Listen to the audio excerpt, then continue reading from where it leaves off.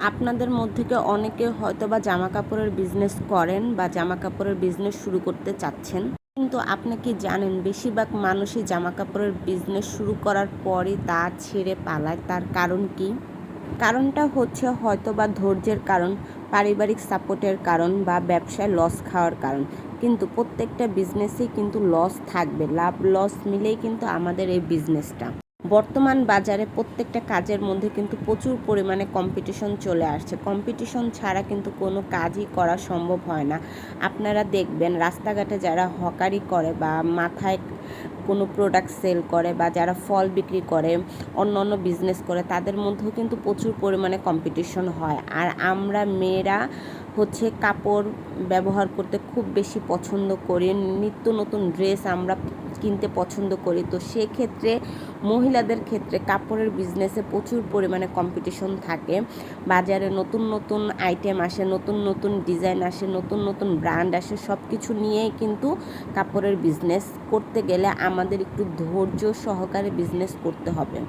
Hello friends, আসসালামু আলাইকুম। আমি মরিয়ম আক্তার শিমু, মরিয়ম ব্লগস থেকে বলছি। আজকে আপনাদের সাথে এই যে জামাটা কাটিং করব এবং এটা সেলাই করার ভিডিও দেখাবো এবং তার সাথে সাথে আপনাদের সাথে শেয়ার করব যে যারা নতুন কাপড়ের বিজনেস শুরু করতে চাচ্ছেন কিন্তু ভয় পাচ্ছেন যে কিভাবে শুরু করবেন, কাপড়ের বিজনেসে তো লস হয়, তো কিভাবে বিজনেস করলে লস হবে না, কোন উপায়ে বিজনেস করলে লস হবে না, সেটাই আজকে আপনাদের সাথে শেয়ার করব। আসলে প্রথমত আমরা মেয়েরা হচ্ছে ধৈর্যটা আমাদের খুব কম, আমরা খুব তাড়াতাড়ি বড় হতে চাই। কোনো ক্ষেত্রেই কিন্তু যে কোনো কাজের ক্ষেত্রে আপনি কিন্তু খুব তাড়াতাড়ি বড় হতে পারবেন না, আস্তে আস্তে আপনাদের বড় হতে হবে। তো কাপড়ের বিজনেসে অনেকে মনে করেন যে প্রচুর পরিমাণে লাভ হয়, আসলে না, এতটা যে লাভ তা না, আর এতটা যে সহজ তা না। আপনি যদি অফলাইনে হচ্ছে কাপড়ের বিজনেস করতে যান, সেক্ষেত্রে আপনাকে প্রচুর পরিমাণে লসের সম্মুখীন হতে হবে। কেন লস হতে হবে? আপনি যখন অফলাইনে হচ্ছে কাপড় সেল করবেন, তখন আপনার কাছ থেকে আপনার কাপড় কিন্তু এলাকার মানুষ, আত্মীয় স্বজন, বন্ধু বান্ধব তারা নেবে। আর তারা সবসময় কি করবে, আপনি যে প্রাইসটা বলবেন সেই প্রাইসের কম আপনাকে টাকা দিবে, প্লাস আজকে আপনাকে টাকা দিবে, কালকে দিবে, পরশু দিবে, এবং কেউ অনেক ঘোরাবে, লং টাইম আপনার টাকাটা আপনার ফিল্ডে আটকা থাকবে।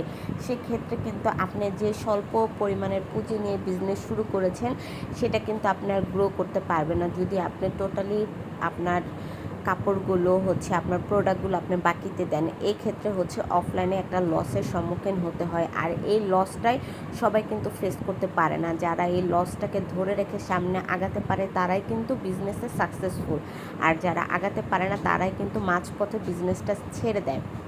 তো কিভাবে ভালো প্রফিট করা যাবে, কোন উপায় প্রফিট করা যাবে? এখন বর্তমানের যুগ হচ্ছে একটা কম্পিটিশনের যুগ।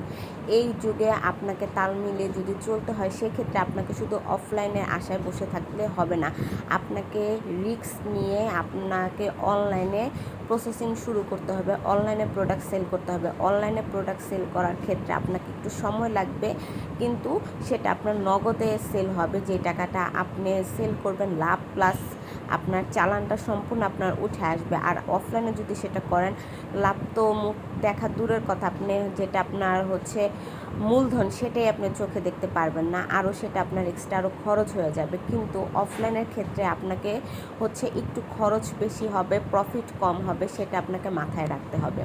অনেকে অফলাইনে বিজনেস করতে ভয় পান যে এটা অনেক ঝামেলা, অনেক রিস্ক, এত রিস্ক নিয়ে কিভাবে কাজ করব।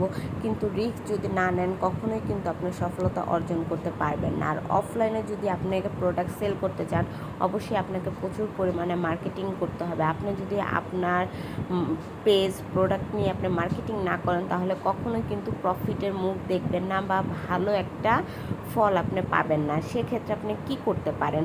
অবশ্যই আপনাকে হচ্ছে কিছু সোশ্যাল মিডিয়া অ্যাক্টিভ থাকতে হবে। যেমন দেখবেন যে বর্তমানে অনেক নামি দামি কন্টেন্ট ক্রিয়েটর, মানে অনেক বড় বড় কন্টেন্ট ক্রিয়েটররা কিন্তু কাপড়ের বিজনেস শুরু করে দিয়েছে। শুধু কাপড় না, এক একজন এক এক রকমের বিজনেস শুরু করেছে। কেন? তাদের ফেস ভ্যালু বেশি আছে, তাদের কন্টেন্ট ভালো, তাদের মিলিয়ন মিলিয়ন ভিউ হয়, তারপরে দেখবেন অনেকে কাপড়ের বিজনেস করতেছে, অনেকে বিউটিশিয়ানের কাজ করতেছে, অনেকে হোমমেড প্রোডাক্ট নিয়ে কাজ করতেছে, অনেকে অর্গানিক প্রোডাক্ট নিয়ে কাজ করতেছে, অনেক নামি দামি টিকটকাররা আছে, কন্টেন্ট ক্রিয়েটাররা, ইউটিউবাররা আছে যারা কিন্তু এখন হচ্ছে কন্টেন্ট ক্রিয়েটরের পাশাপাশি কিন্তু আপনার কাপড়ের বিজনেসটা করতেছে। তো সবার প্রথমে আপনাকে কি করতে হবে, সোশ্যাল মিডিয়া আপনার ফেস ভ্যালু বাড়াতে হবে, আপনাকে বেশি বেশি কন্টেন্ট মেক করতে হবে। যখন আপনি দেখবেন যে ওইখানে আপনার ভালো একটা সাড়া পাচ্ছেন, পরবর্তীতে আপনি কি করবেন, আপনি আপনার একটা পেজ ক্রিয়েট করবেন, সেখানে আপনি আপনার প্রোডাক্টগুলো প্রচার করবেন, দেখবেন যে তখন খুব দ্রুত আপনার প্রোডাক্টগুলো সেল হয়ে যাচ্ছে। অনেকে কি করে, অনলাইনে সেল করার ক্ষেত্রে একটা ভুল করে, সেটা হচ্ছে কি, অনলাইনে কিন্তু একটু খরচ কস্টিং অনেকটা বেশি হয়। আপনি যদি 5,000 টাকার প্রোডাক্ট আনেন, মানে আপনার হচ্ছে বাজেট হচ্ছে 5,000 টাকা, তো সেক্ষেত্রে আপনি কিন্তু 5,000 টাকার কাপড় আনতে পারবেন না বা প্রোডাক্ট আনতে পারবেন না, কারণ অনলাইনে আপনার প্যাকেজিংয়ের খরচ আছে, এখানে বিভিন্ন রকমের কস্টিং আছে, সব কিছু কিন্তু আপনাকে খেয়াল রাখতে হবে, মাথায় রাখতে হবে। আপনি যদি একবারে সম্পূর্ণ মূলধন দিয়ে আপনার প্রোডাক্টগুলো নিয়ে আসেন, তখন কিন্তু আপনার আদার্স খরচগুলোর ক্ষেত্রে কিন্তু আপনি বসে পড়বেন। তো এই জিনিসটা আপনাকে অনলাইনের ক্ষেত্রে মাথায় রাখতে হবে। অফলাইনের ক্ষেত্রে এটা আবার মাথায় রাখতে হয় না, কারণ নর্মালভাবে তাদের প্রোডাক্টগুলো দেওয়া যায়। তারপরে মাথায় রাখতে হবে আপনি যে ম্যাটেরিয়ালস নিয়ে কাজ করবেন, যদি শাড়ি হয়, কসমেটিক্স হয়, জুয়েলারি বা ব্যাগ হয়, থ্রি পিস হয়, যেটা নিয়ে আপনি কাজ করতে যাচ্ছেন, সেটা সর্বোচ্চ কমে কোথা থেকে আনা যায়, বেস্ট কোয়ালিটির কাপড় কোথা থেকে আপনি সবচেয়ে কমে আনতে পারবেন, সেই জিনিসটা আপনাকে খুঁজতে হবে। আপনি যদি একটা জিনিস 100 টাকা দিয়ে আনার পর সেটা যদি আপনি 120 টাকা সেল করেন, তাহলে কিন্তু আপনার পোষাবে না। আপনাকে দেখতে হবে যে সেই 100 টাকার প্রোডাক্টটা অন্য কোথায় 60 টাকা, 40 টাকা, 50 টাকায় পাওয়া যাচ্ছে, সেটা আপনাকে সন্ধান করতে হবে।